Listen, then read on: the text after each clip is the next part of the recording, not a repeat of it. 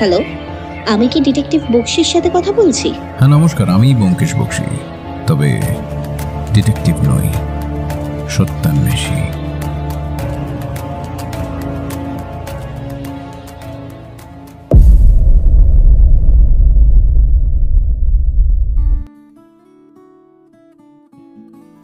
Welcome সবাইকে। সবাই কেমন আছেন? আশা করছি সবাই খুব ভালো আছেন। চ্যানেলে কিন্তু এবার ব্যাক টু ব্যাক গল্প আসছে। এতটা ধারাবাহিকতা কিন্তু আর কোনো স্টোরি চ্যানেলে আপনি পাবেন না। তো সেখানে আপনাদেরও তো কিছু দায়িত্ব থাকে, তাই না? আপনারা প্লিজ গল্পগুলো মন দিয়ে শুনুন, ভালো লাগলে গল্পগুলো লাইক করুন, বন্ধুদের সাথে গল্পগুলো শেয়ার করুন, আর চ্যানেলটিকে সাবস্ক্রাইব করে পাশে থাকুন। এবার থেকেই আমাদের চ্যানেলের গল্পগুলো আপলোড করা হচ্ছে আমাদের ফেসবুক পেজেও। আমি এই গল্পের ডেসক্রিপশন বক্সে আমার ফেসবুক পেজের লিঙ্কটি দিয়ে রাখছি, আপনি সরাসরি সেখান থেকেও আমার ফেসবুক পেজে চলে যেতে পারবেন। আপনারা আপনাদের মতামত আমাকে সেখানেও জানাতে পারেন যে আমরা আর ঠিক কি ইমপ্রুভমেন্ট আনতে পারি। আর বেশি বকবক না করে চলুন শুনে নিই আজকের গল্প। শুরু হচ্ছে আজকের গল্প।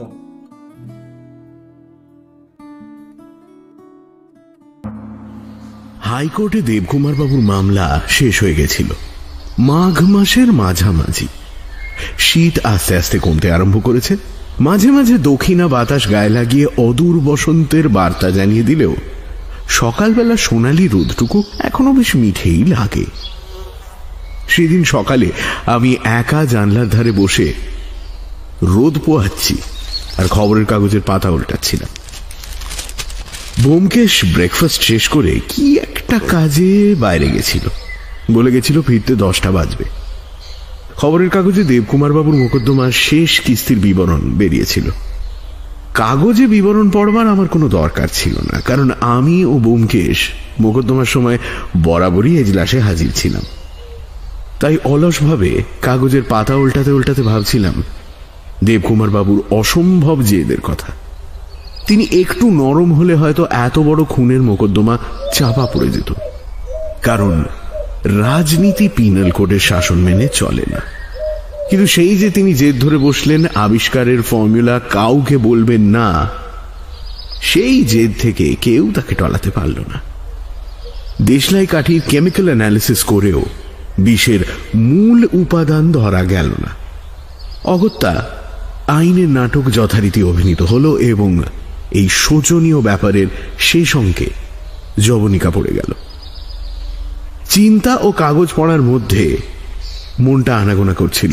এমন সময় পাশের ঘরে টেলিফোন বেজে উঠল। উঠে গিয়ে ফোন ধরলাম। দারোগা বীরেন বাবু থানা থেকে ফোন করেছেন। তার গলায় একটা উত্তেজিত ব্যগ্রতার আভাস পেলাম। ব্যোমকেশ বাবু আছেন? না, তিনি তো বেরিয়েছেন। কোনো জরুরি দরকার কি? হ্যাঁ, তিনি কখন ফিরবেন? 10টার সময়।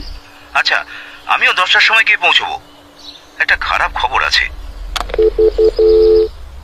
খবরটা কি জিজ্ঞেস করার আগেই বীরেনবাবু ফোনটা কেটে দিলেন। ফিরে গিয়ে বসলাম। ঘড়িতে দেখলাম বেলা 9টা।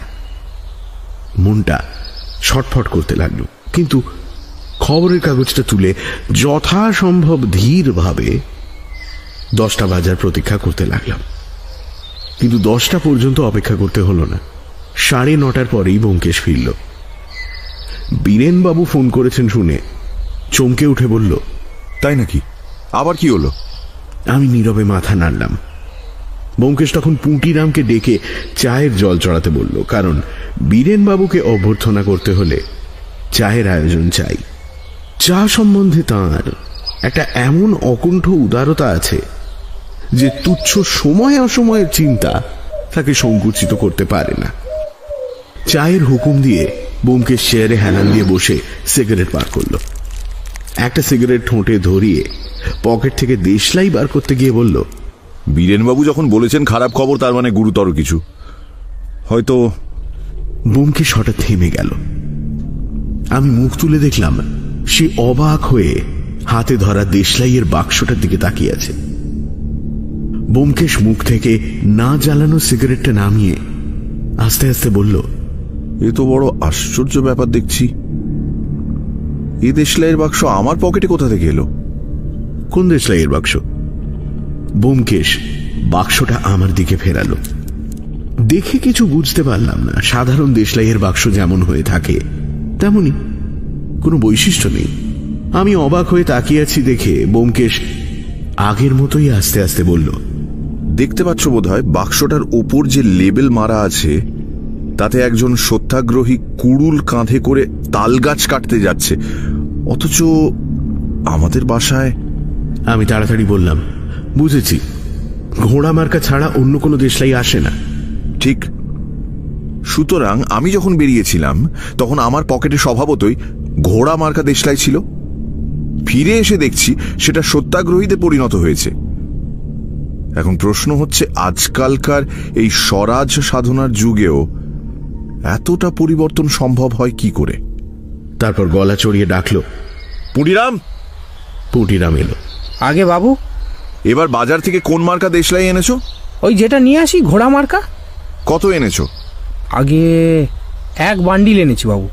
সত্যাগ্রহী মার্কা আনোনি তো? আগে না। বেশ, যাও। পুটিরাম প্রস্থান করল। ব্যোমকেশ ভুরু কুচকে দেশলাইয়ের বাক্সর দিকে তাকিয়ে রইল। ভাবতে ভাবতে বলল, মনে পড়ছে, ট্রামে যেতে যেতে সিগারেট ধরিয়েছিলাম, তখন পাশের ভদ্রলোক দেশলাইটা চেয়ে নিয়েছিলেন। তিনি সিগারেট ধরিয়ে সেটা ফেরত দিলেন, আমি না দেখেই পকেটে ফেললাম। অজিত! কি? উঠে দাঁড়িয়ে সে বলল, অজিত, সেই লোকটাই দেশলাইয়ের বাক্স বদলে নিয়েছে। দেখলাম তার মুখ হঠাৎ কেমন ফ্যাকাশে হয়ে গেছে। আমি জিজ্ঞেস করলাম, লোকটা কে? তার চেহারাটা মনে আছে? না, ভালো করে দেখিনি। যতদূর মনে পড়ছে মাথায় মাংকি ক্যাপ ছিল আর চোখে কালো চশমা। ব্যোমকেশ কিছুক্ষণ চুপ করে রইল, তারপর ঘড়ির দিকে তাকিয়ে বলল, বীরেনবাবু কখন আসবেন বলেছেন? 10টায়। তাহলে তো তিনি এলেন বলে। আচ্ছা অজিত, বীরেনবাবু আজ কেন আসছেন জানো? না, কেন? আমার মনে হয়, আমার সন্দেহ হয়। এই সময় সিঁড়িতে বীরেনবাবুর ভারী পায়ের শব্দ শোনা গেল। ব্যোমকেশ কথাটা শেষ করল না। বীরেনবাবু এসে গম্ভীর মুখে বসলেন। ব্যোমকেশ তাঁকে সিগারেট দিয়ে বলল, নিজের দেশলাই দিয়ে ধরান। দেবকুমার বাবুর দেশলাইয়ের বাক্স কবে চুরি গেল? পরশু। বলেই বীরেনবাবু বিস্ফারিত চোখে চাইলেন। আপনি জানলেন কোত্থেকে? স্বয়ং চোর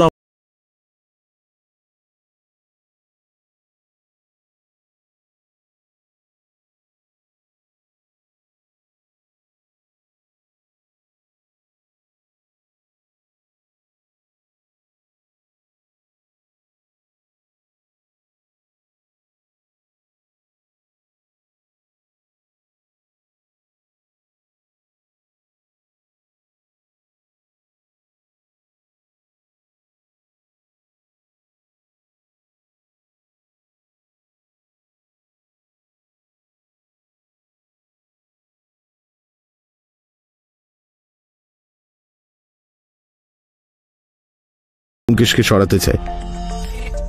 ব্যোমকেশ মাথা নাড়ল। আমার তা মনে হয় না। পুলিশের অসংখ্য কর্মচারী রয়েছেন যারা বুদ্ধিতে, কর্মদক্ষতায় আমার চেয়ে কোনো অংশে কম নয়। এই বীরেনবাবুর কথাই ধরো না। চোরের যদি সেই উদ্দেশ্যই থাকতো তাহলে সে আমাকে না মেরে বীরেনবাবুকে মারবার চেষ্টা করত। প্রশংসাটা কিছু মারাত্মক জাতীয় হলেও দেখলাম বীরেনবাবু মনে মনে খুশি হয়েছেন। বললেন, না না, তবে অন্য কি কারণ থাকতে পারে? ব্যোমকেশ ভাবতে ভাবতে বলল, সেইটাই ঠিক ধরতে পারছি না। যতদূর মনে পড়ছে আমার ব্যক্তিগত শত্রু কেউ নেই। বীরেনবাবু একটু অবাক হয়ে বললেন, বলেন কি মশাই?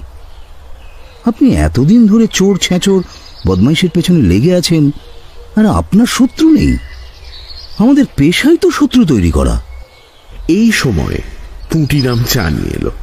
একটা পেয়ালা বীরেনবাবুর দিকে এগিয়ে দিয়ে ব্যোমকেশ একটু হেসে বলল, তা বটে, কিন্তু আমার অধিকাংশ শত্রুই বেঁচে নেই। যা হোক, এবার বলুন তো কি করে জিনিসটা চুরি গেল? বীরেনবাবু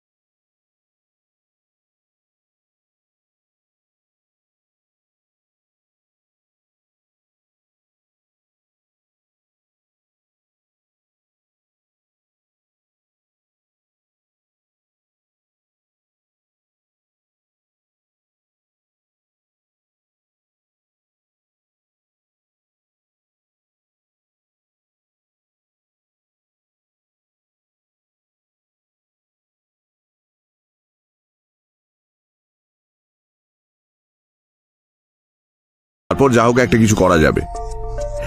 এ ব্যাপারে আমার নিজের যথেষ্ট স্বার্থ রয়েছে, কারণ চোর মহাশয় প্রথমে আমার ওপরেই কৃপা দৃষ্টিপাত করেছেন। তার আর কিছুক্ষণ পরে বীরেনবাবু উঠলেন। তিনি প্রস্থান করলে ব্যোমকেশ উঠে গিয়ে দেশলাইয়ের বাক্সটা নিজের লাইব্রেরি ঘরে রেখে এলো। তারপর পেছনে হাত রেখে গম্ভীর মুখে ভুরু কুচকে ঘরময় পায়াচারি করতে লাগল। 11টা বেজে গেলে পুটিরাম এসে স্নানের তাগাদা দিয়ে গেল, কিন্তু তার কথা ব্যোমকেশের কানে পৌঁছল না। সে অন্যমনস্কভাবে একটা দিয়ে আগের মতোই ঘুরে বেড়াতে লাগলো। এই সময় পিয়নও এলো। একখানা খাম ব্যোমকেশের হাতে দিয়ে বলল, দেখুন তো এটা আপনার চিঠি কিনা। ব্যোমকেশ খামের শিরোনাম দেখে বলল, হ্যাঁ আমারই। কেন বলো দেখি? পিয়ন বলল, নিচের মেসে এক ভদ্রলোক বলছিলেন এইটি নাকি তার চিঠি। সে কি, ব্যোমকেশ বক্সী আরো আছে নাকি? বক্সি তো বলেননি, বললেন তার নাম কানে নাকি ব্যোমকেশ বোস। ব্যোমকেশ চিঠিখানা আরো ভালো করে দেখে বলল, ও তা হতেও পারে। বাগবাজারের মোহর দেখছি, কলকাতা থেকেই চিঠি এসছে। কিন্তু আমাকে কলকাতা থেকে খামে চিঠি কে লিখবে? যাই হোক, খুলে দেখলেই বোঝা যাবে যদি আমার না হয়। কিন্তু নিচের মেসে ব্যোমকেশ নামে আরো একজন আছেন, এই খবর তো জানতাম না। ব্যোমকেশ কাগজ কাটার ছুরি দিয়ে খামটা কেটে চিঠিটা বার করল। তার উপর চোখ বুলিয়ে আমার দিকে বাড়িয়ে দিয়ে বলল, আমার নয়, কোকোনদ গুপ্ত। অদ্ভুত নাম, কখনো শুনেছি বলে তো মনে হয় না। চিঠিতে লেখা ছিল, সম্মান পুরস্কার নিবেদন। ব্যোমকেশ বাবু, অনেক দিন আপনার সহিত দেখা হয় নাই, কিন্তু তবু আপনার কথা ভুলিতে পারি নাই। আবার সাক্ষাতের জন্য উন্মুখ হইয়া আছি। চিনিতে পারিবেন তো? কি জানি অনেকদিন পরে দেখা, হয়তো অধমকে না চিনিতেও পারেন। আপনার কাছে আমি অশেষভাবে ঋণী। আপনার কাছে আমার জীবন বিকৃত হইয়া আছে, কিন্তু কর্মের জন্য বহুকাল স্থানান্তরে ছিলাম বলিয়া সে ঋণের কণামাত্র পরিশোধ করিতে পারি নাই। এখন ফিরিয়া আসিয়াছি, সাধ্যমতো চেষ্টা করিব। আমার কৃতজ্ঞতাপূর্ণ প্রীতি নমস্কার গ্রহণ করিবেন। ইতি আপনার গুণমুগ্ধ শ্রী কোকোনদ গুপ্ত। এই চিঠিটা না আমাদের পড়া উচিত হয়নি। অবশ্য খুব গোপনীয় যে কিছু আছে তা নয়, তবু এরকম আন্তরিক কথা অন্যের পড়া অপরাধ। তা তো বুঝছি। প্রেমিক প্রেমিকার চিঠি চুরি করে পড়ার মতো এই চিঠিখানা পড়লেও মনটা লজ্জিত হয়ে ওঠে। কিন্তু উপায় কি বলো? চিঠি আমার কিনা যাচাই করা চাইতো। কোকোনদ গুপ্ত বলে কাউকে তো আমি চিনি না, আর চিনলেও তার কোনো মহৎ উপকার করেছি বলে তো মনে হচ্ছে না। তাহলে যার চিঠি তাকে পাঠিয়ে দেওয়া উচিত। হ্যাঁ, পুঁটিরামকে ডাকি। পুঁটিরাম, পুঁটিরাম। কিন্তু পুটিরাম আসবার আগেই চিঠির মালিক নিজেই এসে উপস্থিত হলেন। নিচের মেসের সকল অধিবাসীদের সঙ্গেই আমাদের মুখ চেনাচেনি ছিল, কিন্তু এই ভদ্রলোককে এর আগে কখনো দেখিনি। বেটে খাটো দোহারা চেহারা, বোধ হয় মাঝ বয়সী, কিন্তু তার মুখ দেখে বয়স অনুমান করবার উপায় নেই। কপাল থেকে গলা পর্যন্ত মুখটা পুড়ে চামড়া কুঁচকে এমন এক অস্বাভাবিক আকার ধারণ করেছে যে আগে তার চেহারা কেমন ছিল তা অনুমান করা অসম্ভব। হঠাৎ দেখলে মনে হয় তিনি যেন একটা বিকট মুখোশ পরে আছেন। মুখে গোঁফদাড়ি নেই, এমনকি চোখের পাতা পর্যন্ত চিরদিনের জন্য নষ্ট হয়ে গেছে। চোখের দৃষ্টিতে মাছের মতো অনাবৃত নিষ্পলক ভাব দেখে চমকে উঠতে হয়। ভদ্রলোকের ঘরে ঢোকায় আমাদের চোখে ধাঁধা লেগে গিয়েছিল, তাই তার সহজ সাধারণ কণ্ঠস্বর শুনে যেন রূপকথার রাজ্য থেকে ফিরে এলাম। তিনি দরজার কাছে দাঁড়িয়ে একটু কুণ্ঠিত স্বরে বললেন, আমার নাম ব্যোমকেশ বসু। একখানা চিঠি। ব্যোমকেশ তাড়াতাড়ি উঠে বলল, আসুন আসুন, চিঠিখানা আপনাকে পাঠিয়ে দিচ্ছিলাম, আপনি এসেছেন ভালোই হলো। বসুন। কিছু মনে করবেন না, নিজের মনে করে খাম খুলেছিলাম। এ নিন। চিঠিটা হাতে নিয়ে ভদ্রলোক ধীরে ধীরে পাঠ করে তারপর বললেন, কোকোনদ গুপ্ত। কোকোনদ কই, আমার তো। ব্যোমকেশের দিকে চোখ তুলে বললেন, আপনার চিঠি নয়, আপনি পড়েছেন নিশ্চয়ই। অপ্রস্তুতভাবে ব্যোমকেশ বলল, পড়েছি নিজের মনে করে, কিন্তু পড়ে দেখলাম আমার নয়। পিয়ন বলেছিল বটে, কিন্তু খামের উপর বোস কথাটা এমনভাবে লেখা হয়েছে যে বক্সি বলে ভুল হয়। জানেন বোধ হয় আমার নাম ব্যোমকেশ বক্সি। জানি বই কি, আপনি তো MS এর গৌরব। এখানে এসেই স্তক আপনার নাম শুনেছি, কিন্তু চিঠিটা আমার কিনা ঠিক বুঝতে পারছি না তো। কোকোনদ গুপ্ত, কোকোনদ গুপ্ত নামটা চেনা চেনা মনে হচ্ছে বটে। যা হোক, আপনি যখন বলছেন যে আপনার নয়, তখন হয়তো আমারই হবে। ব্যোমকেশ হেসে বলল, মহৎ লোকের পক্ষে উপকার করে ভুলে যাওয়াটাই স্বাভাবিক। না না, তা নয়, অনেক দিনের কথা, তাই হঠাৎ মনে পড়ছে না, পরে হয়তো পড়বে। আচ্ছা, নমস্কার। ব্যোমকেশ জিজ্ঞেস করল, আপনি এই মেসে কতদিন এসেছেন? বেশি দিন না, এই তো ধরুন দিন 5-7 হবে। ও। ব্যোমকেশ হাসল। যাই হোক, তবু এতদিনে একজন বন্ধু পাওয়া গেল। আচ্ছা, নমস্কার। সময় পেলে মাঝে মাঝে আসবেন, একটু গল্প সল্প করা যাবে। ভদ্রলোক আনন্দিতভাবে সম্মতি জানিয়ে চলে গেলেন। ব্যোমকেশ একবার ঘড়ির দিকে তাকিয়ে জামার বোতাম খুলতে খুলতে বলল, অনেক বেলা হয়ে গেল, চলো চান টান করে খেয়ে নেওয়া যাক। তারপর দেশলাই চুরির মামলা সম্বন্ধে নিশ্চিন্ত হয়ে ভাবা যাবে। অনেক কিছু ভাববার কথা অজিত। যে বনে শিকার নেই, সেই বন থেকে বাঘ মেরে আনতে হবে। আচ্ছা, আমাদের এই 2 নম্বর ব্যোমকেশ বাবুটিকে আগে কোথাও দেখেছো বলে মনে হচ্ছে কি? আমি দৃঢ় স্বরে বললাম, না, ও মুখ কখনো দেখিনি। তুমি দেখেছো নাকি? ব্যোমকেশ একটু চিন্তা করে বলল, কিন্তু ওর চলার ভঙ্গিটা যেন পরিচিত, কোথাও একটা দেখেছি। সম্প্রতি নয়, অনেকদিন আগে। যাকে, এখন আর বাজে চিন্তা নয় বলে মাথায় তেল মাখতে মাখতে স্নান করতে চলে গেল। বরাবরই লক্ষ্য করেছি, চিন্তা করবার একটা বড় রকম খোরাক পেলে ব্যোমকেশ কেমন যেন নিশ্চল সমাহিত হয়ে যায়। তখন তার সঙ্গে কথা বলতে যাওয়া প্রাণান্তকর হয়ে ওঠে। হয় কথা শুনতে পায় না, না হলে এমন খেঁকিয়ে ওঠে যে হাতাহাতি না করে আর অন্য কোনো উপায় থাকে না। কিন্তু আজ দুপুরে খাওয়া দাওয়ার পর সে যখন বাইরের ঘরে এসে বসল এবং সিগারেটের পর সিগারেট পুড়িয়ে ছাই করে ফেলতে লাগল, তখন তার ভাবগতিক দেখে বুঝলাম কোনো কারণে তার একাগ্র চিন্তার পথে বিঘ্ন ঘটছে। চেষ্টা করেও সে কোনো কারণে মনঃসংযোগ করতে পারছে না। তারপর সে যখন চেয়ার ছেড়ে উঠে এই ঘর ও ঘর ছটফট করে বেড়াতে লাগলো, তখন আমি জিজ্ঞেস করলাম, আজ কি হলো বলো তো তোমার? ওরম ফিজিট করছো কেন? ব্যোমকেশ লজ্জিতভাবে চেয়ারে বসে পড়ে বলল, কি জানি আজ কিছুতেই মন বসাতে পারছি না, কেবলই বাজে কথা মনে আসছে। আমি বললাম, গুরুতর কাজ যখন হাতে রয়েছে তখন বাজে চিন্তায় সময় নষ্ট করা উচিত নয়। একটু বিরক্তভাবে ব্যোমকেশ বলল, আরে আমি কি ইচ্ছে করে বাজে চিন্তা করছি? আজ সকালের ওই চিঠিখানা। কোন চিঠি? আরে ওই যে কোকোনদ গুপ্ত। ঘুরে ফিরে কেবল ওই কথাই মনে আসছে।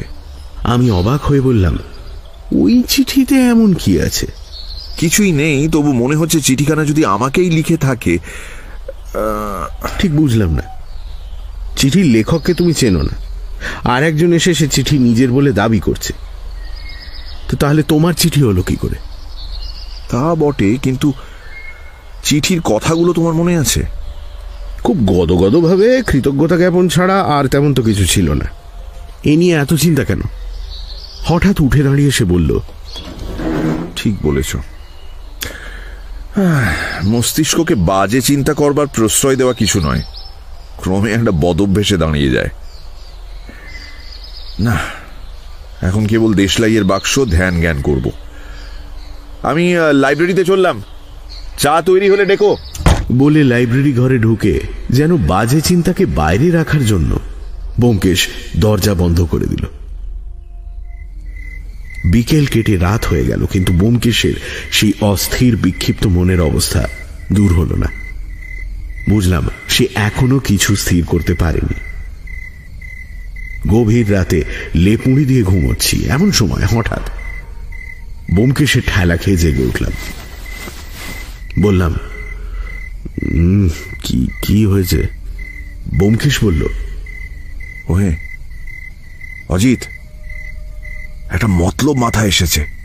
মাথার উপর লেপ চাপা দিয়ে বললাম, এত রাতে আবার কি মতলব? হ্যাঁ শোনো, যে লোক দেশলাই চুরি করেছে সেই আমাকে মারবার চেষ্টা করছে। কেমন? এখন মনে করো আমি যদি সত্যি... আমি ঘুমিয়ে পড়লাম। সকালে ব্রেকফাস্ট করতে করতে বললাম, এই কাল রাত্রে কিসব বলছিলে, শেষ পর্যন্ত শুনিনি। ব্যোমকেশ গম্ভীর মুখে কাগজ দেখতে দেখতে বলল, তা শুনবে কেন?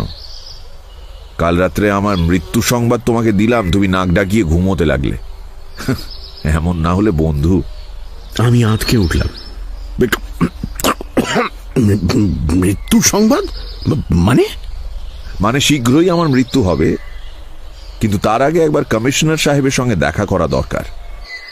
ঘড়ির দিকে তাকিয়ে সে বলল, এখন 8:15, 9টার সময় বেরোলেই হবে। এই কি আবল তাবল বকছো তুমি, আমি কিছুই বুঝতে পারছি না। কিন্তু ব্যোমকেশ মৃদু হেসে কাগজে মন দিল।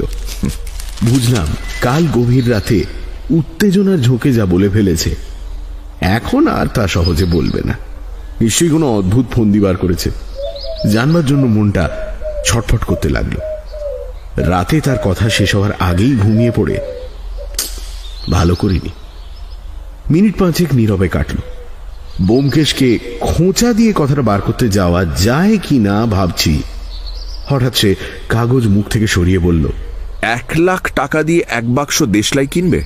হ্যাঁ, সে আবার কি? একজন ভদ্রলোক বিক্রি করতে চান, এই দেখো। বলে সে খবরের কাগজ আমার হাতে দিল। দেখলাম দ্বিতীয় পৃষ্ঠার মাঝখানে ব্র্যাকেট দিয়ে ঘেরা একটি বিজ্ঞাপন বেরিয়েছে। 1 বাক্স দেশলাইয়ের বিক্রি আছে, দাম 1 লক্ষ টাকা। বাক্সে 20টি কাঠি আছে, প্রত্যেকটির মূল্য 5,000। খুচরো কেনা যায়। ক্রেতা নিজের নাম ঠিকানা দিয়ে কাগজে বিজ্ঞাপন দিন। এই অমূল্য দ্রব্য মাত্র 7 দিন বাজারে থাকবে, তারপর বিদেশে রপ্তানি হবে। ক্রেতাগণ তৎপর হন। আমি যতক্ষণ এই বিস্ময়কর বিজ্ঞাপন পড়ছিলাম ততক্ষণ ব্যোমকেশ বাইরে যাবার জন্য তৈরি হচ্ছিল। আমি হতভম্ব মুখে তার দিকে তাকাতে এসে বলল, অতি বিচক্ষণ লোক। দেশলাইয়ের বাক্স চুরি করে এখন আবার সেইটাই গভর্নমেন্টকে বিক্রি করতে চান, আর গভর্নমেন্ট না কিনলে জাপান কিংবা ইটালিকে বিক্রি করবেন এই ভয়ও দেখিয়েছেন। চলো। কোথায়? খবরের কাগজের অফিসে গিয়ে খোঁজ নেওয়া যাক কিছু পাওয়া যায় কিনা, যদিও সে সম্ভাবনা কম। দ্রুত জুতো জামা পরে ব্যোমকেশের সঙ্গে বেরিয়ে গেলাম। কালকেতুর অফিসে গিয়ে এডিটর সাহেবের সঙ্গে দেখা করতে দেরি হল না। ব্যোমকেশের প্রশ্ন শুনে তিনি বললেন, বিজ্ঞাপন বিভাগ আমার খাস এলাকায় নয়, তবু এই বিজ্ঞাপনটা সম্বন্ধে আমি জানি। ইনশিওর করা খামখানা আমার হাতেই এসেছিল, মনেও আছে। তার কারণ এমন আশ্চর্য বিজ্ঞাপন আমরা কখনো পাইনি। ব্যোমকেশ জিজ্ঞেস করল, তাহলে বিজ্ঞাপনদাতা লোকটিকে আপনি দেখেননি? না, বললুম তো, বিজ্ঞাপনটা ডাকে এসেছিল। খামের মধ্যে 20 টাকার নোট আর বিজ্ঞাপনের খসড়া ছিল, প্রেরকের নাম ছিল না। খুবই আশ্চর্য হয়েছিলাম, কিন্তু তখন আমাদের কাজের সময়, তাই বিজ্ঞাপন বিভাগের ম্যানেজারকে ডেকে খসড়া তাঁর জিম্মায় করে দিই। তারপর ভুলে গিয়েছি। ব্যাপার কি বলুন তো, দেশলাইয়ের বাক্স দেখে মনে হচ্ছে গুরুতর কিছু নাকি? ব্যোমকেশ হেসে বলল, আপনাদের কানে পৌঁছবার মতো এখনো কিছু হয়নি। আচ্ছা, প্রেরক সম্বন্ধে কোনো খবরই দিতে পারেন না? মানে তার ঠিকানা?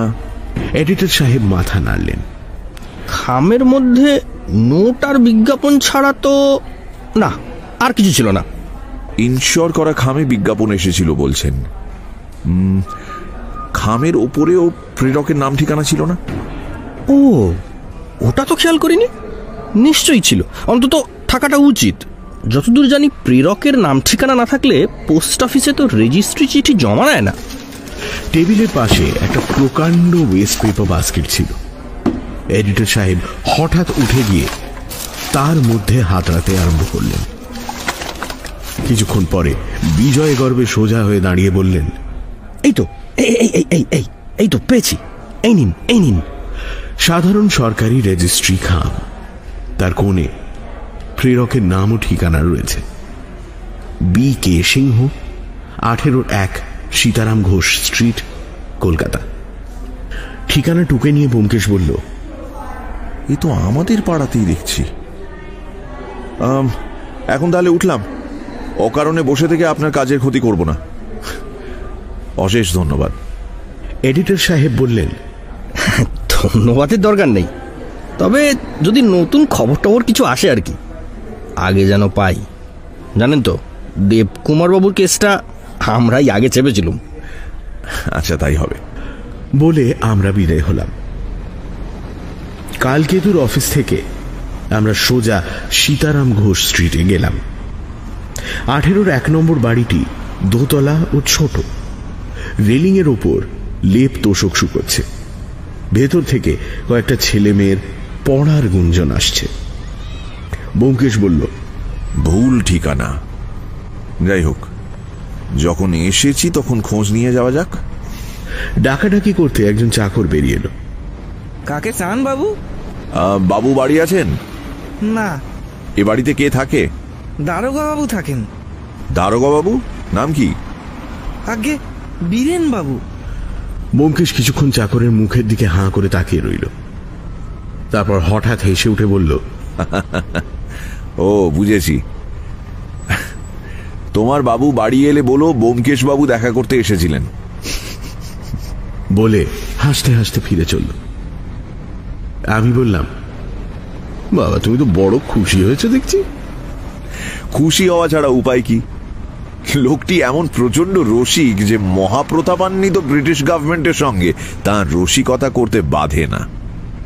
এমন লোক যদি আমার সঙ্গে একটু তামাশা করেন, তাহলে আমার খুশি না হওয়াই তো ধৃষ্টতা। যাই হোক, তুমি এখন বাসায় যাও, আমি অন্য কাজে চললাম। ফিরে এসে তোমার সঙ্গে পরামর্শ হবে। হ্যারিসন রোডে এসে পড়েছিলাম। ব্যোমকেশ লাফিয়ে একটা চলন্ত ট্রামে উঠে পড়ল। সেদিন দুপুরবেলা ব্যোমকেশ আমাকে তার প্ল্যানের কথা বলল। প্ল্যান শুনে বিশেষ আশাপ্রদ বোধ হলো না। এ যেন অজ্ঞাত পুকুরে মাছের আশায় ছিপ ফেলা। মাছ আসবে কি না তা নিশ্চিত নয়। আমার মন্তব্য শুনে ব্যোমকেশ বলল,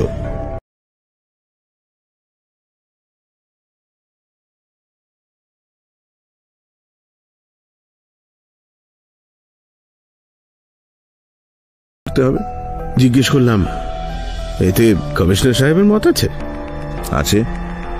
আচ্ছা, আমাকে কিছু করতে হবে? স্রেফ মুখ বুজে থাকতে হবে, আর কিছু নয়। আমি এখনই বেরিয়ে যাব, কারণ মরতে হলে আজই মরতে হবে। একটা দেশলাইয়ের বাক্স আর কদিন চলে? তুমি ইচ্ছে করলে কাল সকালে শ্রীরামপুরে গিয়ে অজ্ঞাত ব্যক্তির লাশ দর্শন করতে পারো। আচ্ছা, ইতিমধ্যে যদি কেউ তোমার খোঁজ করে তাকে কি বলবো? বলবে আমি গোপনীয় কাজে কলকাতার বাইরে গিয়েছি, কবে ফিরবো ঠিক নেই। বীরেন বাবু আজ বিকেলে আসতে পারেন, তাকে ওই একই কথা বলবো? কিছুক্ষণ ভুরু কুচকে থেকে ব্যোমকেশ বলল, হ্যাঁ, তাকেও ওই কথাটাই বলবে। মোট কথা, এ সম্বন্ধে কোনো কথাই কইবেন না, বুঝেছ? বেশ। মনে মনে একটু অবাকই হলাম। বীরেন বাবু পুলিশ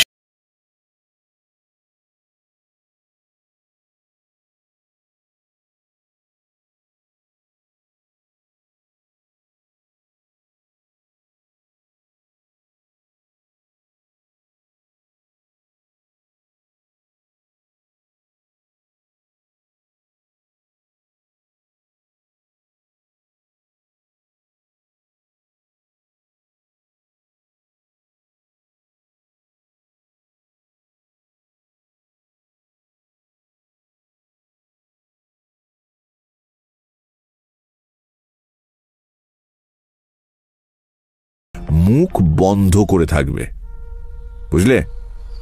ব্যোমকেশ বেরিয়ে যাওয়ার আধ ঘন্টা পরে বীরেনবাবুর ফোন এলো। ব্যোমকেশ বাবু কোথায়? তিনি কলকাতার একটু বাইরে গেছেন। কোথায় গেছেন তা তো জানি না। কখন ফিরবেন? কিছুই ঠিক নেই, 3-4 দিন হতে পারে। 3-4 দিন? আজ সকালে আপনারা আমার বাসায় গিয়েছিলেন কেন? ন্যাকা সেজে বললাম, তা তো জানি না। তারের অপর প্রান্তে বীরেনবাবু একটা অসন্তোষ সূচক শব্দ করে বললেন, আপনি যে কিছুই জানেন না দেখছি। ব্যোমকেশ বাবু কোন কাজে গেছেন তাও জানেন না? না। বীরেনবাবু সশব্দে ফোন কেটে দিলেন। ক্রমে 4টে বাজল। পুঁটিরামকে চা তৈরি করবার হুকুম দিয়ে এবার কি করব ভাবছি, এমন সময় দরজায় মৃদু টোকা পড়ল। উঠে দরজা খুলে দেখলাম আমাদের আগের দিনের মুখ পোড়া ব্যোমকেশ বাবু। তার হাতে একটি খবরের কাগজ। তিনি বললেন, ব্যোমকেশ বাবু বেরিয়েছেন নাকি? হ্যাঁ, কিন্তু আপনি আসুন না। তার বিশেষ কোনো প্রয়োজন ছিল না। আগের দিনের আমন্ত্রণ স্মরণ করে গল্প গুজব করতে এসেছিলেন। আমিও একলা বিকেলটা কি করব ভেবে পাচ্ছিলাম না। কথা বলার একজন লোক পেয়ে ভালোই লাগলো। ব্যোমকেশ বোস আসন গ্রহণ করে বললেন, আজ কাগজে একটা মজার বিজ্ঞাপন বেরিয়েছে, সেইটা আপনাদের দেখাতে এনেছিলাম। হয়তো আপনাদের চোখে পড়েনি। কাগজটা খুলে আমার দিকে বাড়িয়ে দিয়ে বললেন, দেখেছেন কি? এই রে, এ তো সেই বিজ্ঞাপন। বড় দ্বিধায় পড়লাম। মিথ্যে কথা আমি খুব বিশ্বাসযোগ্য করে বলতে পারি না, বলতে গেলেই ধরা পড়ে যাই। অথচ ব্যোমকেশ চাণক্য বাক্য উদ্ধৃত করে মুখ বন্ধ রাখতে উপদেশ দিয়ে গেছে। এই রকম সংকটাপন্ন অবস্থায় পড়ে কি বলবো ভাবছি, এমন সময় ব্যোমকেশ বোস মৃদুকণ্ঠে হেসে উঠে বললেন, পড়েছেন, অথচ ব্যোমকেশ বাবু কোনো কথা প্রকাশ করতে মানা করে গেছেন না? আমি চুপ করে রইলাম। তিনি বললেন, সম্প্রতি দেশলাইয়ের কাঠি নিয়ে একটা মহা গন্ডগোল বেঁধে গেছে। এই সেদিন দেবকুমার বাবুর মকদ্দমা শেষ হলো, তাতেও দেশলাই। আবার দেখছি দেশলাই বাক্সের বিজ্ঞাপন মূল্য 1 লক্ষ টাকা।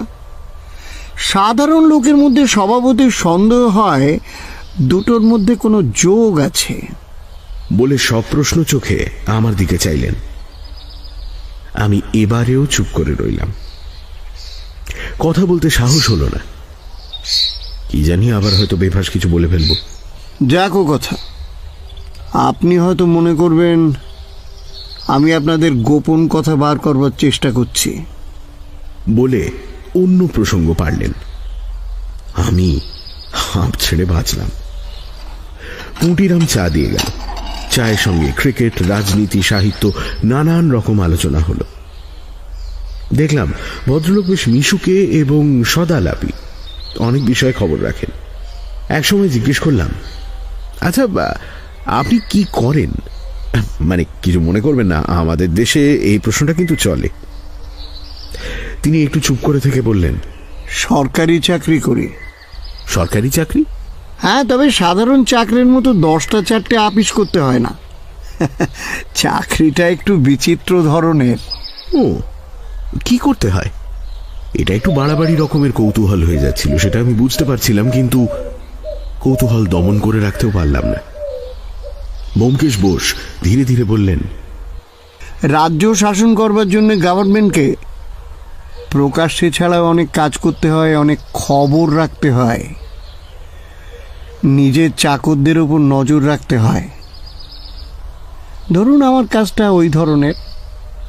অবাক হয়ে বললাম, মানে আপনি সিআইডি?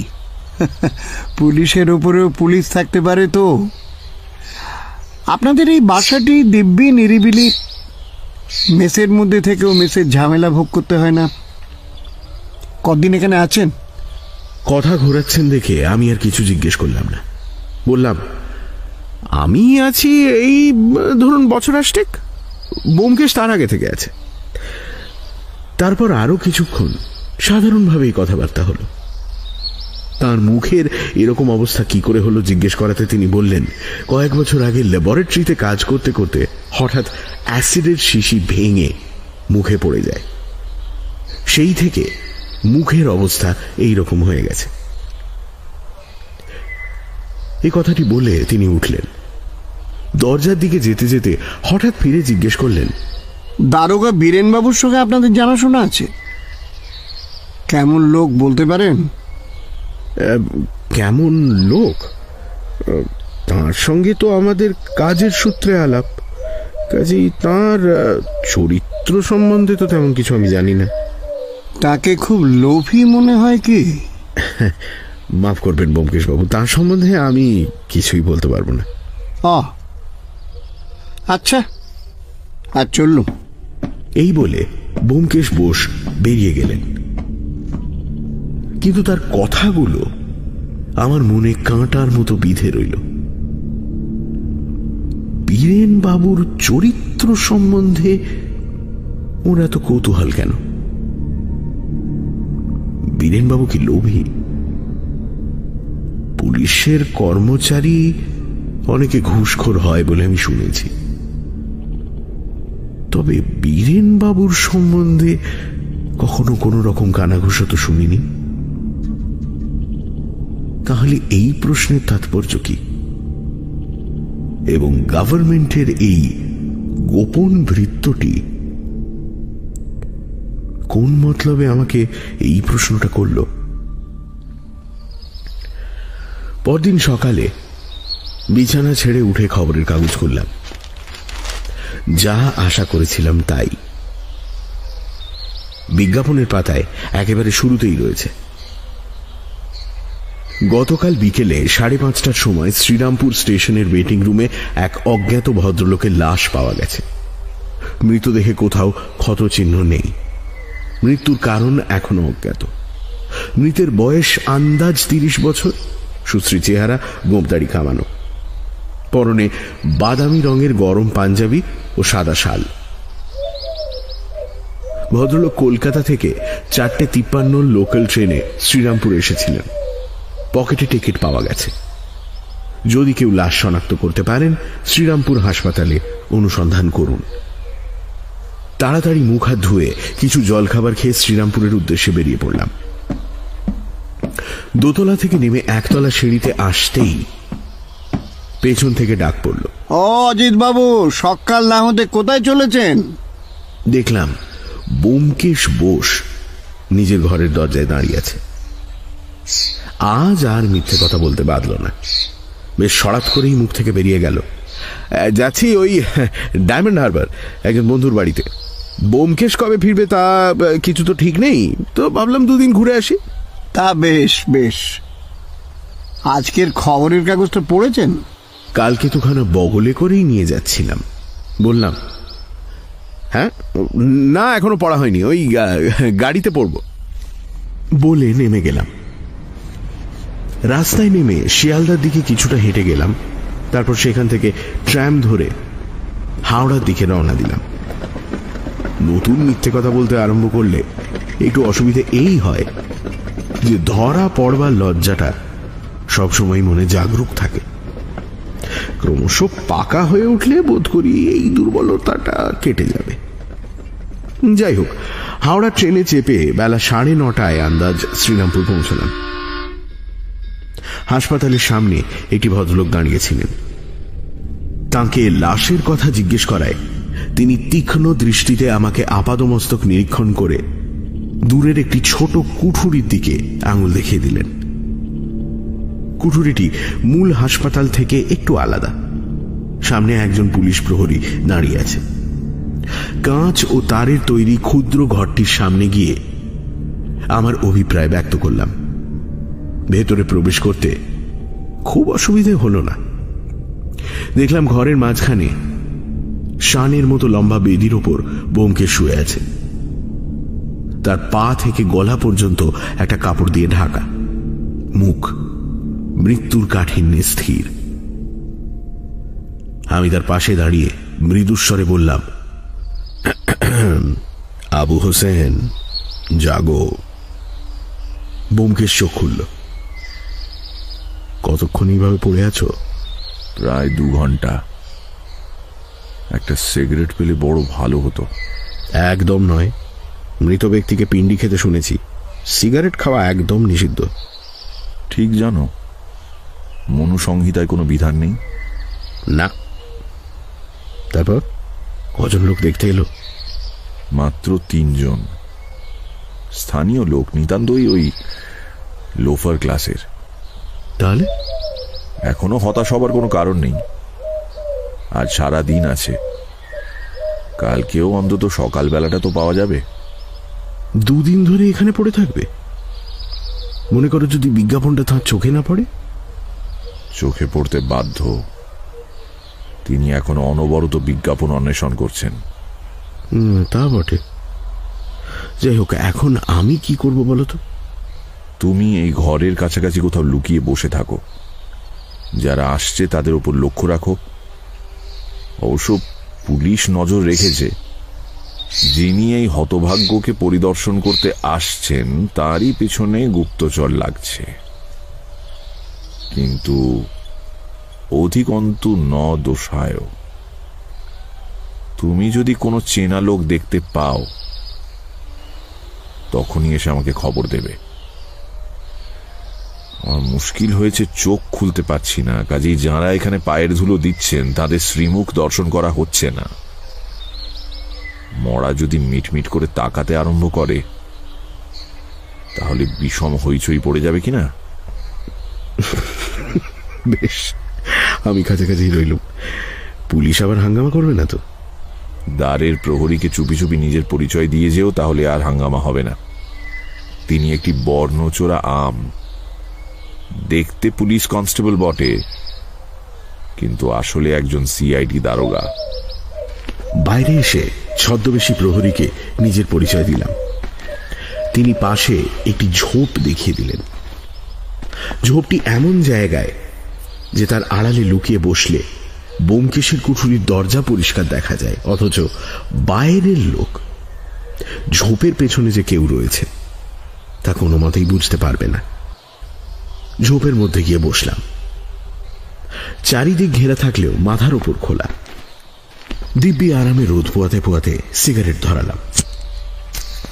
ক্রমে বেলা যত বাড়তে লাগলো, দর্শন অভিলাষী লোকের সংখ্যাও 1-2 করে বেড়ে চলল। উৎসুকভাবে তাদের পর্যবেক্ষণ করতে লাগলাম। সকলেই অপরিচিত। চেহারা দেখে মনে হলো অধিকাংশই বেকার লোক একটা নতুন ধরনের মজা পেয়েছে। ক্রমে 11টা বাজল। মাথার উপর সূর্যদেব প্রখর হয়ে উঠতে লাগলেন। গায়ের র্যাপারটা মাথায় চাপা দিয়ে বসে রইলাম। একটা নৈরাশ্যের ভাব ধীরে ধীরে মনের মধ্যে প্রবল হয়ে উঠতে লাগলো। যে ব্যক্তি দেশলাই চুরি করেছে সে শ্রীরামপুরে একজন অজ্ঞাত ব্যক্তির লাশ দেখতে আসবে কেন? আর যদি বা আসে, এতগুলো লোকের মধ্যে তাকেই দেশলাই চোর বলে চিনে নেওয়া কিভাবে সম্ভব হবে? তাহলে বোধহয় সকলের পেছনেই পুলিশ লাগবে। কিন্তু তাতেই বা কি সুবিধা হবে? মনে হলো ব্যোমকেশ বৃথা পণ্ডশ্রম করে মরছে। ব্যোমকেশের ঘরের দিকে তাকিয়ে এই সব কথা ভাবছি এমন সময় চমক ভাঙল। একটি লোক দ্রুত পদে এসে কুঠুরিতে প্রবেশ করল। বোধহয় 5 সেকেন্ড পরেই আবার বেরিয়ে এলো। প্রহরীর প্রশ্নে একবার মাথা নেড়ে দ্রুত বেরিয়ে গেল। লোকটি আমাদের মেসের নতুন ব্যোমকেশ বাবু। তাকে দেখে এতই স্তম্ভিত হয়ে গেছিলাম যে তিনি চলে যাবার পরও কিছুক্ষণ বিমূঢ়ভাবে বসে রইলাম। তারপর ধর্মর করে উঠে ঘরের দিকে ছুটলাম। ব্যোমকেশ বোধ করি আমার পায়ের শব্দ শুনেই আবার মরার মতো পড়েছিল। তাই তার কাছে গিয়ে উত্তেজিত স্বরে বললাম, ও হে, কে এসেছিল জানো? তোমার বন্ধু মেসের সেই নতুন ব্যোমকেশ বাবু। ব্যোমকেশ শটান উঠে আমার দিকে বিস্ফারিত চোখে তাকালো। তারপর বেদি থেকে লাফিয়ে নিচে নেমে বলল, ঠিক দেখেছো? কোনো ভুল নেই? কোনো ভুল নেই। যা, এতক্ষণে হয়তো পালালো। ব্যোমকেশের গায়ে জামা কাপড় ছিল বটে, কিন্তু জুতো পায়ে ছিল না। সেই অবস্থাতেই সে বাইরের দিকে ছুটল। হাসপাতালের সামনে যে ভদ্রলোকটিকে আমি দাঁড়িয়ে থাকতে দেখেছিলাম তিনি তখনও সেখানেই ছিলেন। ব্যোমকেশ তাঁকে জিজ্ঞেস করল, কোথায় গেল? এখনই যে লোকটা এসেছিল কোথায় গেল? ভদ্রলোক অত্যন্ত বিচলিত হয়ে বললেন, সে কি মশাই, সেই লোকটাই নাকি? হ্যাঁ, তাকেই গ্রেফতার করতে হবে। ভদ্রলোক মাথায় হাত দিয়ে বললেন, যা, সে তো পালিয়েছে। পালিয়েছে?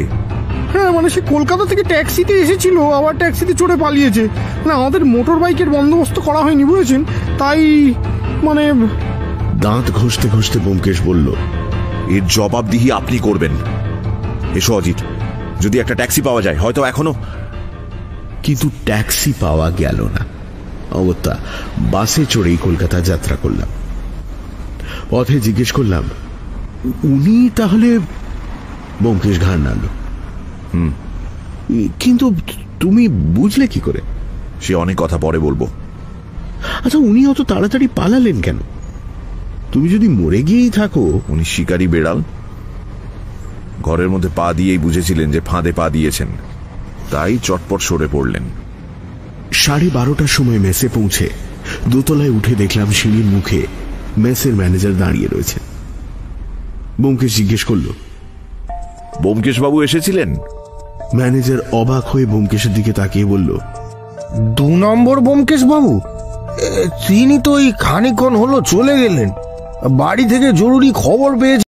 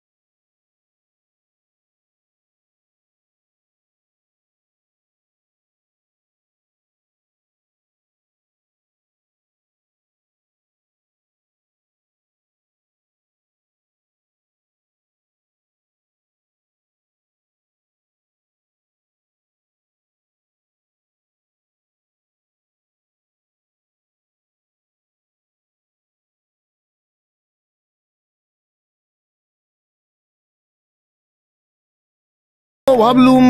ঠিক কথা। আপনি এবার থানার দারোগা বীরেনবাবুর কাছে খবর পাঠান, তাকে জানান যে চোরের সন্ধান পাওয়া গেছে, তিনি যেন শিগগির আসেন। আমরা ততক্ষণে এই ঘরটা একবার দেখিনি।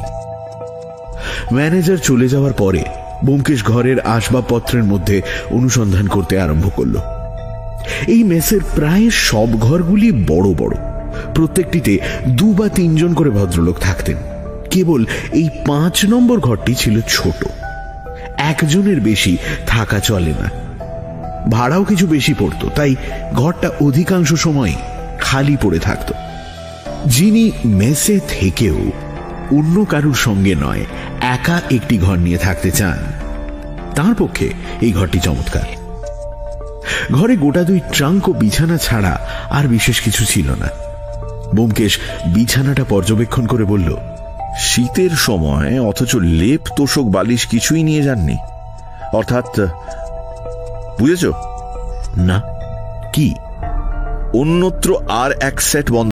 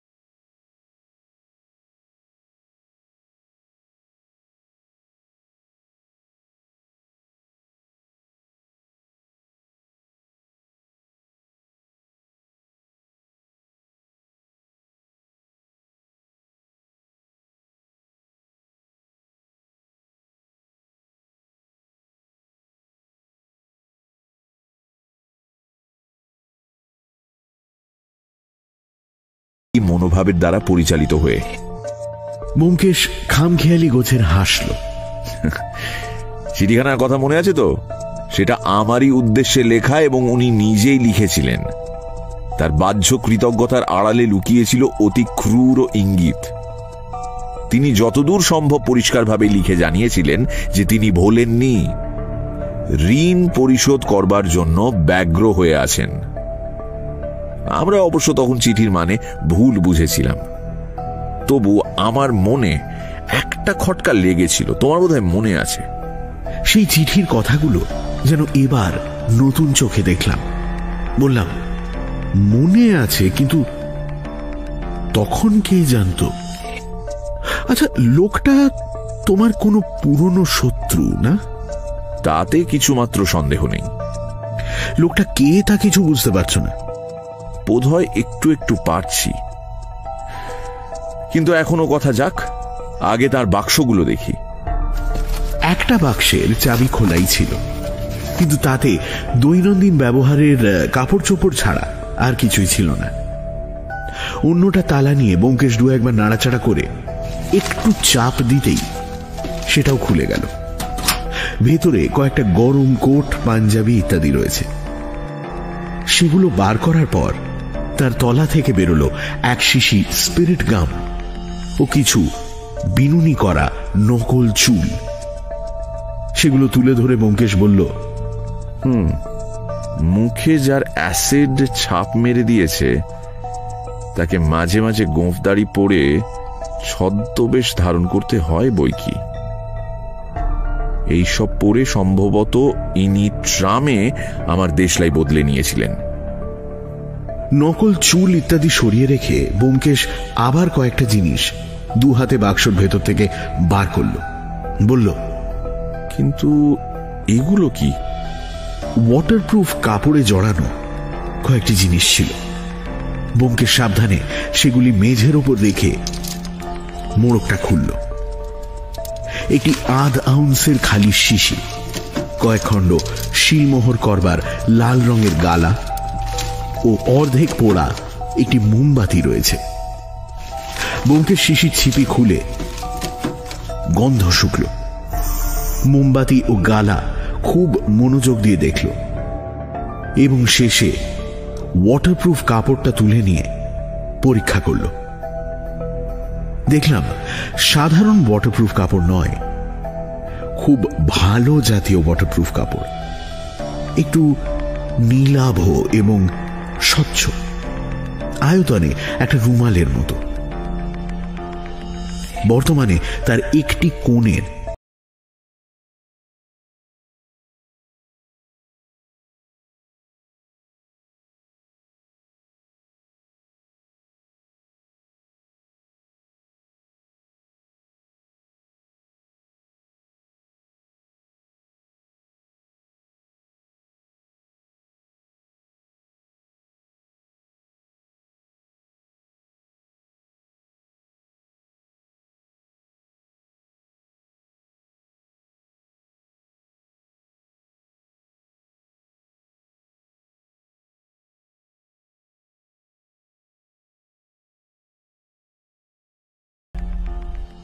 ব্যোমকেশ বাবু, দারোগা বাবুকে খবর দিয়েছি, তিনি এলেন বলে। বেশ। আচ্ছা ম্যানেজার বাবু, আমার এই বন্ধুটি যখন চলে গেলেন তখন আপনি নিশ্চয়ই তার সঙ্গে সদর পর্যন্ত গিয়েছিলেন? আগে না। ট্যাক্সির নম্বরটা আপনার চোখে পড়েনি? মাথা নেড়ে ম্যানেজার বললেন, নীল রঙের পুরনো ট্যাক্সি, ড্রাইভার একজন শিখ, এইটুকুই লক্ষ্য করেছিলাম। একটু চুপ করে থেকে ব্যোমকেশ বলল, সে সময় দরজার কাছে আর কেউ ছিল? ম্যানেজার ভেবে বললেন, ভদ্রলোক কেউ ছিলেন বলে তো মনে পড়ছে না, তবে হ্যাঁ, আপনাদের চাকর পুঁটিরাম দাওয়ায় বসেছিল।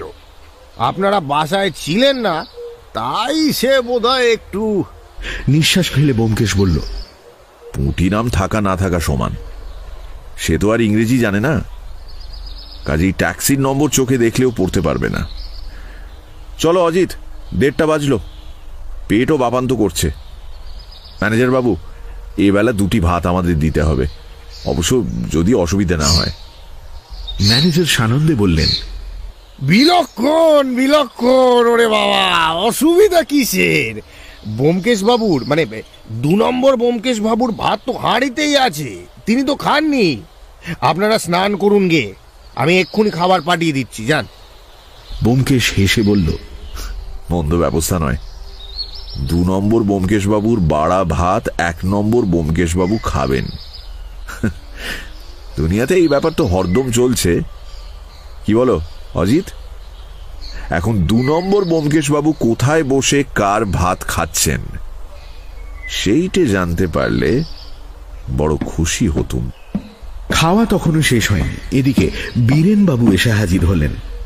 কোন রকমে খাওয়া শেষ করে বাইরের ঘরে ঢুকতেই বীরেন বাবু উঠে প্রশ্ন ব্যাকুল চোখে ব্যোমকেশের দিকে তাকালেন। তার সমস্ত দেহ একটা জীবন্ত জিজ্ঞাসা চিহ্নের আকার ধারণ করল। ব্যোমকেশ বলল, আপনার এখনো খাওয়া হয়নি দেখছি।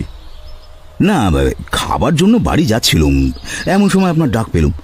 কি হলো ব্যোমকেশবাবু, ধরেছেন তাকে? বলছি, কিন্তু তার আগে আপনাকে কিছু খাবার আনিয়ে দিই। না না, খাবার দরকার নেই, তবে যদি 1 পেয়ালা চা। বেশ, এবং সেই সঙ্গে 2টো নিষিদ্ধ ডিম। পুটিরাম। পুটিরাম হুকুম নিয়ে প্রস্থান করলে পর ব্যোমকেশ বীরেনবাবুকে সমস্ত ঘটনা প্রকাশ করে বলল। তাকে না বলে এত কাজ করা হয়েছে, এতে বীরেনবাবু একটু আহত হলেন। ব্যোমকেশ তাকে যথাসম্ভব মিষ্টি করে সান্ত্বনা দিল, কিন্তু তাতেও তিনি খানিকটা রেগে গিয়েই বললেন, আমি যদি জানতুম তাহলে সে এমন হাত ফসকে পালাতে পারত না। এখন তাকে ধরা কঠিন হবে। এতক্ষণে হয়তো সে কলকাতা থেকে বহু দূরে চলে গেছে। ব্যোমকেশ মেঝের দিকে তাকিয়ে থেকে বলল, আমার কিন্তু মনে হয় সে কলকাতাতেই আছে, কারণ সে মার্কা মারা লোক। ওরকম মুখ নিয়ে মানুষ বেশি দূর পালাতে পারে না। কলকাতা শহরই তার পক্ষে সবচেয়ে নিরাপদ। তাহলে এখন কর্তব্য কি?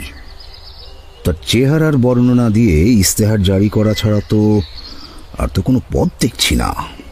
ওটা তো হাতেই আছে, কিন্তু তার আগে যদি ট্যাক্সির নম্বরটা পাওয়া যেত। ইতিমধ্যে পুটিরাম চা ইত্যাদি নিয়ে বীরেনবাবুর সামনে রাখছিল। ব্যোমকেশ তার দিকে ফিরে বলল, পুটিরাম, তোমার ইংরেজি শেখা দরকার। আজই একখানা প্যারিস সরকারের ফার্স্ট বুক কিনে আনবে। অজিত আজ থেকে তোমাকে ইংরেজি শেখাবে, কেমন? অবান্তর কথায় বীরেনবাবু বিস্মিতভাবে ব্যোমকেশের দিকে তাকালেন। ব্যোমকেশ বলল, ও যদি ইংরেজি জানতো তাহলে আজ কোনো হাঙ্গামাই হতো না। পুটিরামের দরজার কাছে থাকা ও ট্যাক্সি দেখতে পাওয়ার কথা বলে ব্যোমকেশ বিমর্ষভাবে মাথা নাড়ল।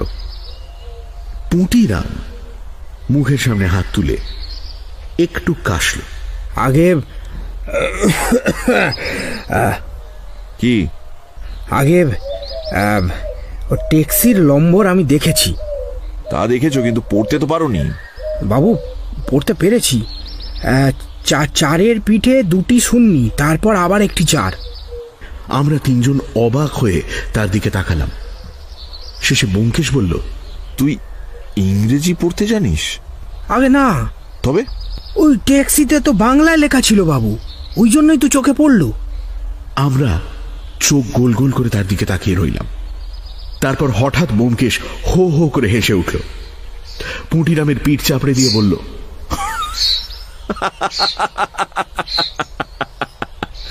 বুঝেছি, বহুত আচ্ছা। পুটিরাম, আজ থেকে তোমার মাইনে 1 টাকা বাড়িয়ে দিলুম। পুটিরাম হেসে লজ্জা পেয়ে বলল, আগে বাইরে দাওয়ায় বসছিলাম, ট্যাক্সিতে বাংলা নম্বর দেখে একেবারে অবাক হয়ে গেলাম। তাই তো নম্বরটা মনে আছে হুজুর। বীরেনবাবু বলে উঠলেন, কিন্তু ব্যাপারটা কি, ট্যাক্সিতে বাংলা নম্বর এলো কোত্থেকে? বাংলা নয়, ইংরেজি নম্বরই ছিল, কিন্তু আমাদের ভাগ্যক্রমে সেটা বাংলা হয়ে পড়েছিল, বুঝলেন না? আসলে নম্বরটা ছিল 8008। পুটিরাম তাকে পড়েছে 4004। ও, তাহলে আর দেরি করে লাভ কি? বীরেনবাবু, এ তো আপনার কাজ। নীল রঙের গাড়ি, চালক শিখ, নম্বর 8008, খুঁজে বার করতে বেশি কষ্ট হবে না। আপনি তাহলে বেরিয়ে পড়ুন, খবরটা যত শিগগিরই পাওয়া যায় ততই ভালো। হ্যাঁ, আমি এখনই যাচ্ছি। বীরেনবাবু উঠে এক চুমুকে চা শেষ করে বললেন, সন্ধ্যের আগেই আশা করি খবরটা নিয়ে আসতে পারবো। শুধু খবর নয়, একেবারে গাড়ি, ড্রাইভার সব নিয়ে হাজির হবেন। ইতিমধ্যে আমি কমিশনার সাহেবকে টেলিফোনে বলে দিচ্ছি খবরটা। তিনি নিশ্চয়ই ব্যস্ত।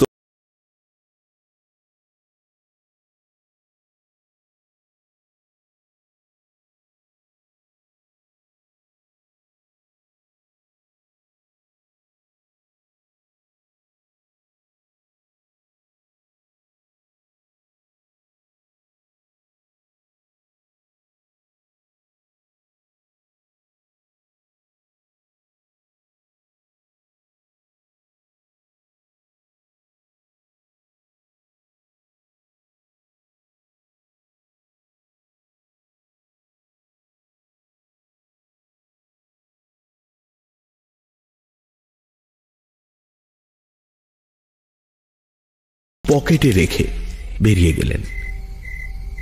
সেদিন সন্ধে আমরা দুজনে বীরেনবাবুর জন্য অপেক্ষা করছিলাম।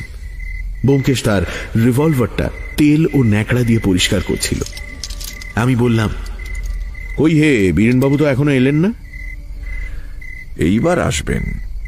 ব্যোমকেশ একবার ঘড়ির দিকে চোখ তুলল। আমি জিজ্ঞেস করলাম, আচ্ছা ব্যোমকেশ, লোকটার আসল নাম কি? তুমি নিশ্চয়ই জানো।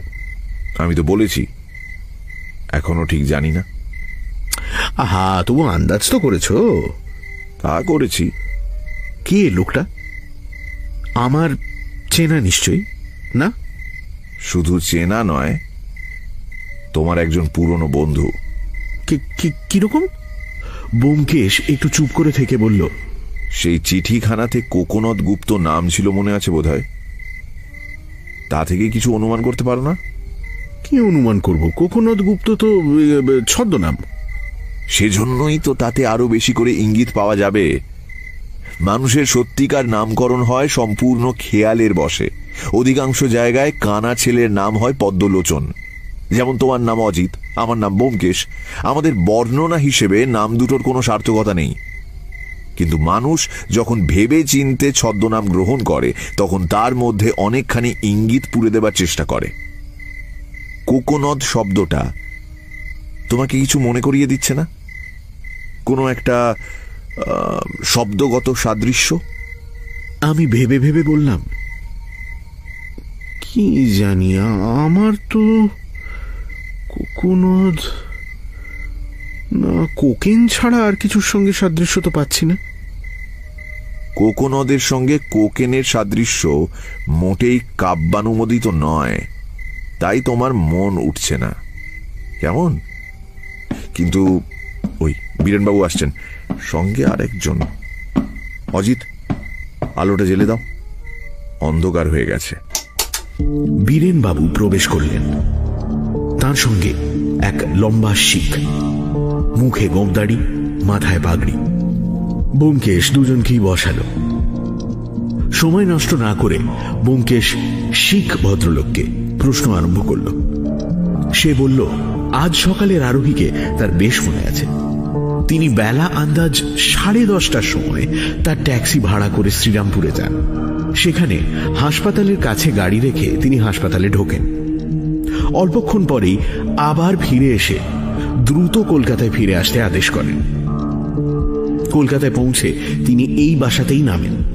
তারপর সামান্য কিছু জিনিসপত্র নিয়ে আবার গাড়িতে ওঠেন এবং এখান থেকে বউবাজারের কাছাকাছি একটি জায়গায় গিয়ে তিনি শেষবারের মতো গাড়ি থেকে নেমে যান।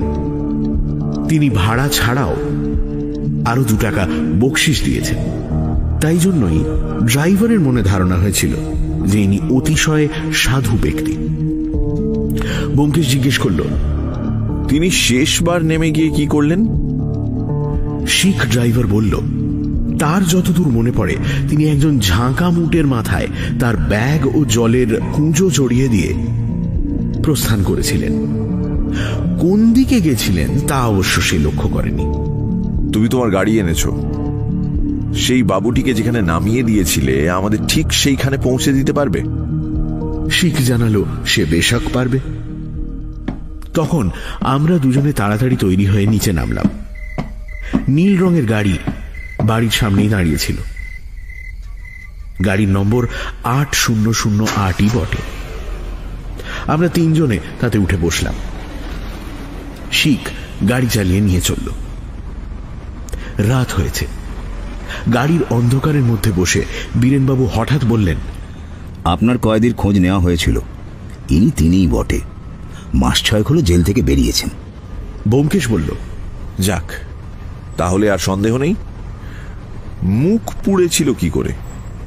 ইনি শিক্ষিত ভদ্রলোক আর বিজ্ঞানবিদ বলে একে জেল হাসপাতালের ল্যাবরেটরিতে কাজ করতে দেওয়া হয়েছিল। বছর 2 আগে একটা নাইট্রিক অ্যাসিডের শিশি ভেঙে গিয়ে মুখের উপর পড়ে। বাঁচবার আশা ছিল না, কিন্তু শেষ পর্যন্ত বেঁচে গেলেন। আর কোনো কথা হলো না। মিনিট 15 পরে আমাদের গাড়ি এমন এক পাড়ায় গিয়ে দাঁড়ালো যে আমি অবাক হয়ে বলে উঠলাম, এ কি ব্যোমকেশ? এই তো আমাদের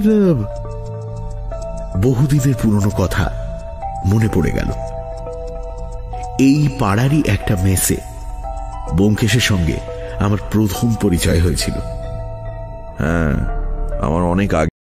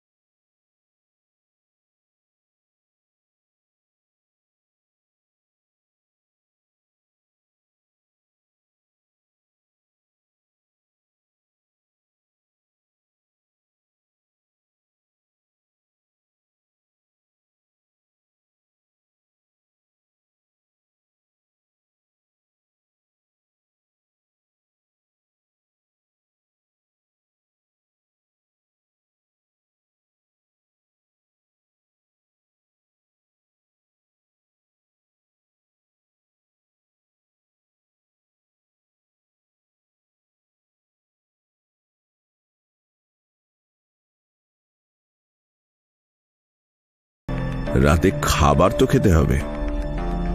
আরো 20 মিনিট কেটে গেল। ব্যোমকেশ গাড়ির জানলা দিয়ে বাইরে তাকিয়ে চাপা গলায় বলল, এইবার বেরুচ্ছেন তিনি। আমরা দেখলাম একজন লোক আপাদ মস্তক র্যাপার মুড়ি দিয়ে সেই বাড়ির দরজা থেকে বেরিয়ে এলো। তারপর একবার রাস্তার দুদিকে তাকিয়ে দ্রুত পদে দূরের অন্ধকারে মিলিয়ে গেল। রাস্তায় লোক চলাচল ছিল না বললেই চলে। সে অদৃশ্য হয়ে গেলে আমরা গাড়ি থেকে নেমে বাড়ির সামনে এসে দাঁড়ালাম। সামনের দরজায় তালা লাগানো। ব্যোমকেশ মৃদু স্বরে বলল, এদিকে এসো। পাশের যে দরজা দিয়ে ওপরে উঠবার সিঁড়ি রয়েছে সে দরজাটা খোলা ছিল। আমরা তার ভেতরেই ঢুকলাম। এখানে সরু এক ফালি বারান্দা, তাতে একটি দরজা নিচের ঘরগুলোকে ওপরের সিঁড়ির সঙ্গে সংযুক্ত করছে।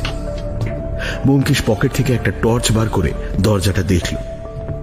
বহু কাল ব্যবহার না হওয়ার ফলে দরজার কাঠে খানিকটা ঘুণ ধরেছিল। ব্যোমকেশ জোরে চাপ দিতেই হুড়কো ভেঙে দরজা খুলে গেল। আমরা ভেতরে ঢুকলাম। ভাঙা দরজা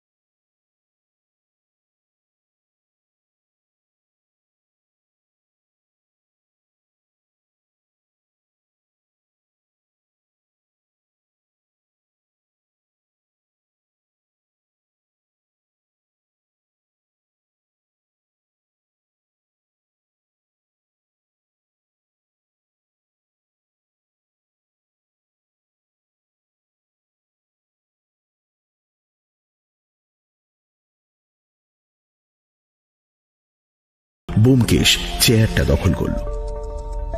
অন্ধকার ঘরের মধ্যে নিঃশব্দে প্রতীক্ষা আরম্ভ হল। বেশিক্ষণ অপেক্ষা করতে হলো না। আধ ঘন্টা হতে না হতেই বাইরের দরজায় খুট করে একটা শব্দ হলো।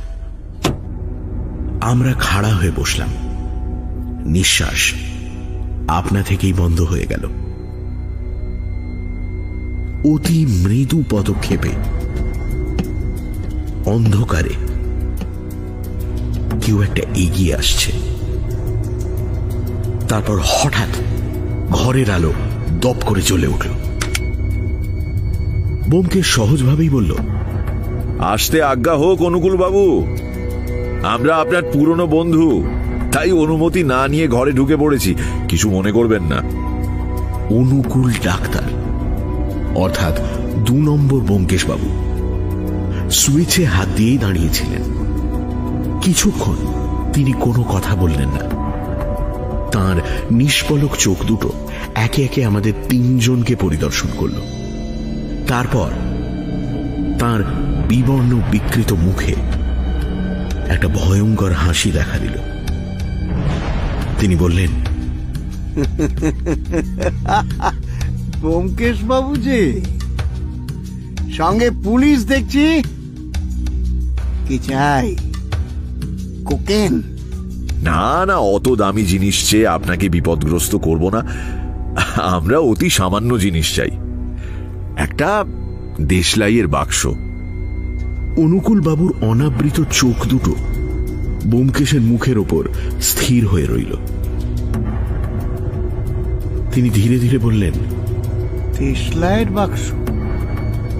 তার মানে যে বাক্স থেকে একটি কাঠি সম্প্রতি ট্রামে যেতে যেতে আপনি আমায় উপহার দিয়েছিলেন, তার বাকি কাঠিগুলি আমার চাই। আপনি তাদের যে মূল্য ধার্য করেছেন অত টাকা তো আমি দিতে পারবো না, তবে আশা আছে বন্ধু জ্ঞানে সেগুলি আপনি বিনামূল্যেই আমায় দিয়ে দেবেন। আপনি কি বলছেন? আমি কিছু বুঝতে পারছি না। পারছেন বই কি, কিন্তু হাতটা আপনি সুইচ থেকে সরিয়ে নিন। ঘর হঠাৎ অন্ধকার হয়ে গেলে আমাদের চেয়ে আপনারই বিপদ হবে বেশি। আপনি বোধহয় লক্ষ্য করেননি, 2টি রিভলভার আপনার বুকের দিকে স্থির লক্ষ্য করে আছে। অনুকূল বাবু সুইচ ছেড়ে দিলেন। তার মুখে পাশবিক ক্রোধ এতক্ষণে উলঙ্গ মূর্তি ধারণ করেছে। তিনি চিৎকার করে উঠে বললেন, শালা শুয়োর, আমার জীবনটা তুই নষ্ট করে দিয়েছিস। জীবনটাকে নষ্ট করে দিয়েছিস তুই। ব্যোমকেশ দুঃখিত ভাবে মাথা নাড়ল। ডাক্তার, জেলখানায় থেকে তোমার ভাষাটা বড় হয়ে গেছে দেখছি। দেবে না তাহলে দেশলাইয়ের বাক্সটা? না না, দেব না, দেব না। আমি জানি না কোথায় দেশলাইয়ের বাক্স আছে। তোর সাধ্য হয় খুঁজে নে। সুর কথাটা। নিঃশ্বাস ফেলে ব্যোমকেশ উঠে দাঁড়ালো। খুঁজেই নি তাহলে। বীরেনবাবু, আপনি সতর্ক থাকবেন। ব্যোমকেশ তক্তপোষের পাশে গিয়ে দাঁড়ালো। গিলাস ঢাকা জলের পুঁজোটা সেখানে রাখা ছিল। সেটা 2 হাত দিয়ে তুলে নিয়ে সে মেঝের ওপর একটা আছাড় মারল। কুঁজো সশব্দে ভেঙে গিয়ে চারিদিকে জল ছড়িয়ে পড়ল। কুঁজোর ভাঙা টুকরোগুলোর মধ্যে থেকে নীল কাপড়ে মোড়া শিশির মতো একটা জিনিস তুলে নিয়ে ব্যোমকেশ আলোর সামনে এসে পরীক্ষা করে বলল, ওয়াটারপ্রুফ, শিশি, শিলমোহর সব ঠিক আছে। শিশিটা ভাঙেনি দেখছি। বীরেনবাবু, দেশলাই পাওয়া গেছে, এবার চোরকে গ্রেপ্তার করতে পারে। ব্যোমকেশ নিঃশ্বাস ফেলে বলল, এই কাহিনীর মরাল হচ্ছে ভাগ্যাং ফলতি সর্বত্র ন বিদ্যা ন চ পৌরুষং। পুঁটিরাম যদি দাওয়ায় বসে না থাকতো এবং ট্যাক্সির নম্বরটা 8008 না হতো, তাহলে আমরা অনুকূল বাবুকে পেতাম কোথায়? জিজ্ঞেস করলাম, তা তো বুঝলুম, কিন্তু দেশলাই চোর যে অনুকূল বাবু, এই সন্দেহ তোমার কি করে হলো? আমার সত্যান্বেষী জীবনে যতগুলি ভয়ঙ্কর শত্রু তৈরি করেছি তার মধ্যে কেবল 3 জন বেঁচে আছে। প্রথম, পেশোয়ারি আমির খাঁ, যে মেয়ে চুরির ব্যবসাকে সূক্ষ্ম ললিত কলায় পরিণত করেছিল। বিচারে পিনাল কোডের কয়েক ধারায় তার 12 বছর জেল হয়। দ্বিতীয়, পলিটিক্যাল দালাল কুঞ্জলাল সরকার, যে সরকারি অর্থনৈতিক গুপ্ত সংবাদ চুরি করে শেয়ার মার্কেটে বিক্রি করত।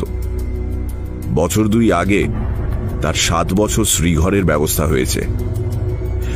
আর তৃতীয়, আমাদের অনুকূল ডাক্তার, ইনি কোকেনের ব্যবসা এবং আমাকে খুন করবার চেষ্টার অপরাধে 10 বছর জেলে যান। হিসেব করে দেখছি বর্তমানে কেবল অনুকূল বাবুরই জেল থেকে বেরোবার সময় হয়েছে। সুতরাং অনুকূল বাবু ছাড়া আর কে হতে পারে? তা বটে, কিন্তু এই মুখ পোড়া ভদ্রলোকটি যে অনুকূল বাবু, এই সন্দেহ তোমার হয়েছিল? না, ওর হাঁটার ভঙ্গিটা পরিচিত মনে হয়েছিল বটে, কিন্তু ওকে সন্দেহ করিনি। তারপর সেই কোকোনদ গুপ্তর চিঠিখানা, সেটাও মনে ধোঁকা ধরিয়ে দিয়েছিল। কোকোনদ নামটা এতই অস্বাভাবিক যে ছদ্মনাম বলে সন্দেহ হয়, উপরন্তু আবার গুপ্ত। অজিত, তুমি বোধহয় লক্ষ্য করেছো আমাদের দেশের লোক ছদ্মনাম ব্যবহার করতে হলেই নামের শেষে একটা গুপ্ত বসিয়ে দেয়। তাই 2 নম্বর ব্যোমকেশ বাবু যখন চিঠিখানা নিজের বলে স্পষ্টভাবে দাবি করতে না পেরেও নিয়ে চলে গেলেন, তখন আমার মনটা খুঁতখুঁত করতে লাগলো। কোকোনদ শব্দটা কোকেনের কথাই মনে করিয়ে দেয়। তুমি ঠিকই ধরেছিলে, কিন্তু তখন 2 নম্বর ব্যোমকেশ বাবুর ওপর কোনো সন্দেহ হয়নি, তাই মনের সংশয় জোর করে সরিয়ে দিয়েছিলাম। তারপর শ্রীরামপুর হাসপাতালে তুমি বললে উনি আমাকে দেখতে এসেছেন, তখন নিমেষের মধ্যে সংশয়ের সব অন্ধকার কেটে গেল। বুঝলাম উনি অনুকূল বাবু এবং দেশলাই চোর।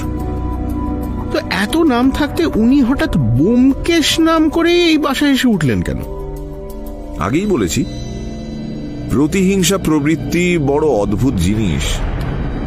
ওই চিঠিখানা আমাকে দিয়ে আমি বুঝতে পারি কিনা দেখবার জন্য উনি এত কাণ্ড করেছিলেন। আর ওই প্রবৃত্তির দ্বারা তাড়িত হয়ে শ্রীরামপুরে আমার মৃত মুখ দেখতে গিয়েছিলেন। উনি জানতেন ওর মুখের চেহারা এমন বদলে গেছে যে আমরা ওকে চিনতে পারবো না।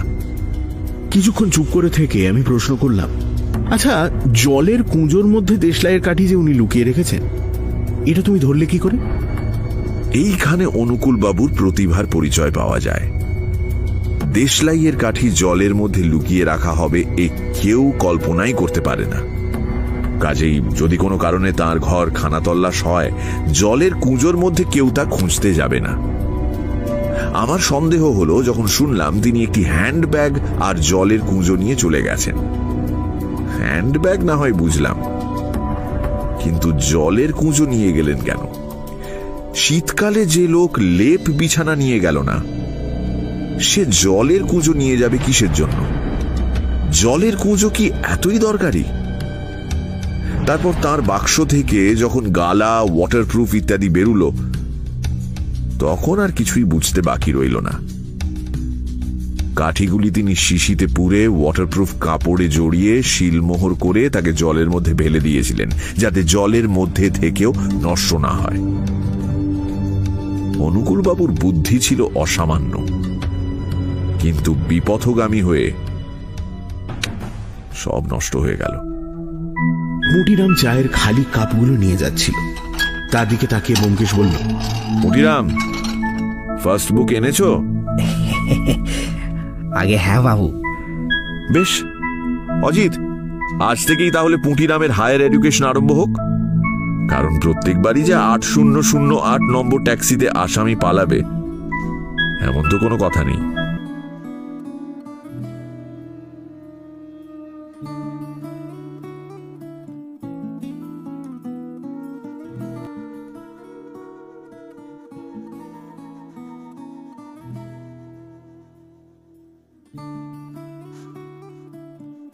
কেমন লাগলো আজকের গল্পটি তা অবশ্যই আমাদের কমেন্ট করে জানান, যে আমরা ঠিক আর কি ইমপ্রুভমেন্ট করতে পারি।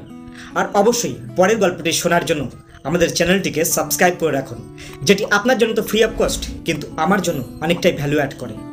এছাড়া সঙ্গে রাখুন, শুনতে থাকুন আমাদের চ্যানেলটিকে। শুভরাত্রি সবাইকে।